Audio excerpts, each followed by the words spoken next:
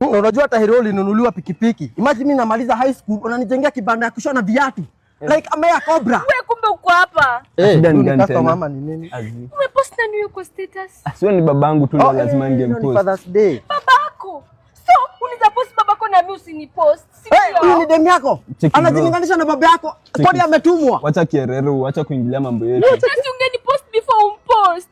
Ni misunderstanding. Misunderstanding saa ngapi huyo amekuroga? Bro. Mimi hata hakuna Cheki sawa, haina shida. Wacha nitakupost leo basi. Leo tu nikiwa mzazi. Unampost nini?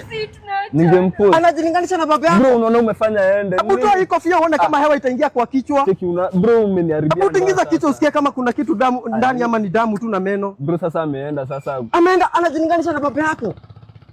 Umpost ndio post baba yako. Ama unataka kusema amedhani wewe hayuko straight? Si anajua huyo ni baba yako? Maybe tu misunderstand. Baba si mbaba, si ndio?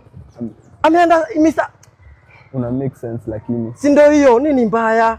Sikatai shule ulikuwa mbaya lakini usikue mbaya pia huko nje.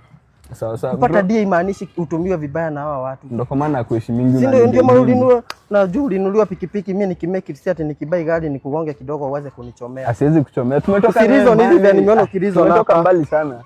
Exactly. Hebu tupande hivi tukatafuta ratish. Aka twende. Na unajua mimi umenishtua sana.